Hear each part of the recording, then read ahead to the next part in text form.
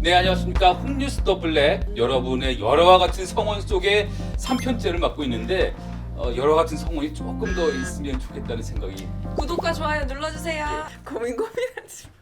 오늘 얘기는 최근에 김동성 씨 관련된 소식이 좀 나왔어요. 예능을 통해서 다시 이렇게 재기하는 모습이 나오는 듯 했는데 극단적 선택을 했다는 안타까운 소식까지 나왔는데요. 2019년 1월에 저희가 훅뉴스를 통해서 김동선 씨 사건을 보도를 했었는데 당시에 여교사 청부 살해 시도 사건이 있었어요. 서울에 있는 중학교 여성 교사분이 자신의 친어머니를 청부 살해하려고 시도를 했다. 알고 보니까 그 배경에 김동성 씨가 있었던 것이죠. 딸이 그 어머니를 청부 살해하려고 한 그 사건이 있었고, 딸이 사실은 김동성 씨와 약간 부적절한 관계였는데 좀 원인으로 작용한 그런 부분이 있기도 했고. 저도 왜 김동성 씨를 그 당시에 드러낼 수밖에 없었느냐면 그 여교사가 왜 친어머니까지 살해하려고 시도를 했을까? 그 배경에는 그때 내연 관계로 있었던 김동성 씨에게 어마어마한 선물을 막 제공을 했어요. 차, 뭐 가방, 차도 뭐. 그냥 차도 아니고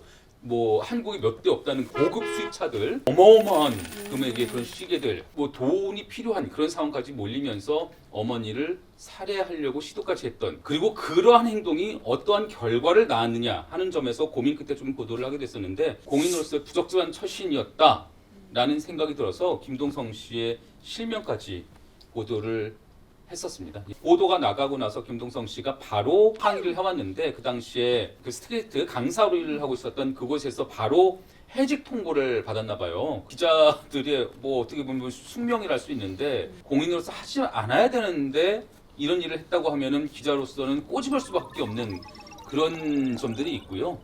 그래서 뭐 그때 김동성 씨한테도 그런 점을 좀 말씀을 드렸어요. 제가 당시에 삶을 파괴하려고 하는 것이 아니라 당시 부적절한 행동을 꼬집으면서 이런 일에 대해서는 사회에 좀 경종을 울릴 필요가 있었다. 이러저러한 일들을 얘기하면서 이해를 좀 시켰거든요. 의외로 보도 나가고 나서 이틀인가 사흘째부터는 그럼 이제 이렇게 벌어진 일을 어떻게 해결하면 좋을까에 대해서 저랑 김동성 씨랑 같이 머리를 모으는 그런 형국이 됐어요. 그 전처와의 관계도 있었고, 청부 살해 혐의로 내연녀가 구속됐죠. 예, 그런 상황이 있었고, 이런 것들을 어떻게 좀 처리하면 좋을까. 그리고 그 보도 이후 추가로 취재를 하는 그 기자들에게, 언론들에게 자기가 좀 어떻게 좀 해명하고 어떤 멘트를 하면 좋을까. 그런 부분들을 같이 좀 상의했었어요. 물론 이게 법으로 정해져 있는 것은 아니지만, 근데 실명 보도를 할 것인가 말 것인가를 정할 때는 그 사람이 어느 정도 사회적 영향력이 있는 공인이다, 뭐 장관, 뭐 대통령, 뭐 어떤 공적인 일을 수행하고 계시는 그런 분들이 뭐 사회적으로 무리를 일으켰다면 그거는 당연히 실명으로 나가야 되는 그런 부분이 있겠죠. 저도 예전에 법원이나 이런 데서 취재를 하다 보면 재벌 회장님들이 그렇게 법원에 많이 오시잖아요. 그럴 때마다 홍보팀한테, 기업 홍보팀한테 전화를 정말 많이 받는 거예요. 그러니까 법원에서는 이제 그런 회장님들의 어떤 뭐 재판 결과, 어떤 혐의가 어떻게 판단이 되고 뭐 이런 게 굉장히 많이 관심사기 때문에 우리 회장님 이름 한 번만 빼주세요, 기자님. 이렇게 하면서 전화가 진짜 많이 와요. 그러면 사실 너무 좀 곤란하죠. 내 나름대로 정보 전달을 위해서 그렇게 제목을 달았는데, 저는 너무 바꿔드리고 싶은데 진짜 죄송해요. 근데 저희 부장이 이렇게 하면서 약간 공을 싹 돌리는 거죠. 그러면 거기도 긴가민가해 하시면서 부장께 전화를 드리면 또 그 부장도 저에게 공이 돌아오고 몇 번 하시다 보면 약간 포기하시는 분들도 있고. 근데 그렇다 보면은 사실 좀 죄송하죠. 김수남 검찰총장 관련 기사를 썼는데 2016년 5월에 가습기 살균제 피해 사건 적극적인 수사 주문을 합니다. 회의에서. 그런데 그 배경은 2014년 1차 가습기 살균제 피해 사건에 이어서 계속 문제가 제기되니까 이제 검찰이 다시 재수사에 나선 건데, 1차 수사했을 때도 자기가 서울중앙지검장이었단 말이죠. 그래서 그때 당시에 수사총 책임자였는데 그때 조금 더 잘했으면 2016년 이 사건까지 2년이라는 세월이 또 흐르지 않았을까라는 생각이 좀 들었어요. 어쨌든 검찰이 한번 본 것을 다시 보는 그 입장에선 좀 유감이다, 죄송하다, 사과든 어쨌든 이런 입장을 좀 할 줄 알았거든요. 그래서 제목에 유체 이탈식 화법이라고 썼어요. 대변인실에서는 유감이다.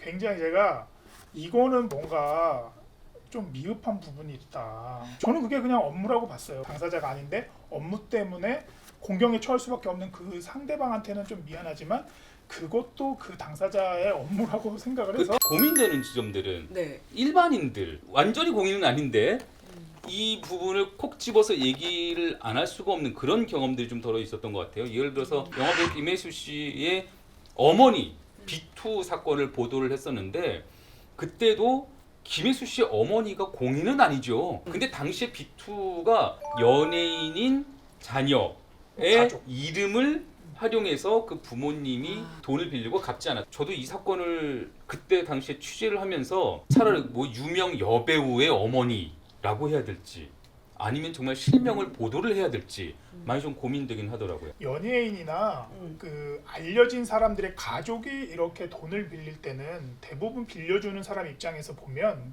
그 어머니와의 친분 관계도 가족과의 친분 관계도 있겠지만 대부분은 널리 알려진 연예인 그 자식이나 가족을 보고 빌려주는 사례가 많을 거예요. 그러니까 김혜수 씨의 이름도 혹시라도 추가적인 피해 사례가 나올 수도 있으니까 하는 생각 때문에 이름을 공개를 하기로 했었고요. 김혜수 씨 어머님은 기겁을 하셨던 거죠. 그래서 보도 나가자마자 뭐 어마어마하게 저한테 항의를 해오셨는데 아 어머님 제가 이런 이유였고요. 근데 또 이것을 제가 보도를 안 하면은 이런 일이 있을 수도 있을 것 같은 생각이 들었고요. 그래서 어머님이 만 좀 화나시겠지만 이번 일로 좀 이 일은 더 이상 돈을 빌리고 그런 일은 안 하셨으면 좋겠다. 이렇게 좀 간곡히 말씀을 드렸더니 또 어머님도 그냥 며칠 있다가는 이렇게 누그러지시더라고요. 저 그래서 지금 제가 김혜수 씨랑은 친하지 않은데 현재도 김혜수 씨 어머니랑은 가끔 연락을 주고받고 있습니다. 예. 근데 이제 요새는 그냥 보도를 하면 연관 검색어로 금세 그 사람 신상이 털려서 쭉 나오는 경우도 굉장히 많이 봤거든요. 그리고 내 보도가 어떠한 후폭풍을 일으킬 것인가 대단히 좀 염려스럽거든요. 네. 그런 지점들도 그러다 네. 보니까 정말 고민이 깊어지는 건 사실이고 그때마다 고민을 할 수밖에 없고 아 이때는 어떻게 해야 되지? 내 기사의 파급력이 어떻게 되지?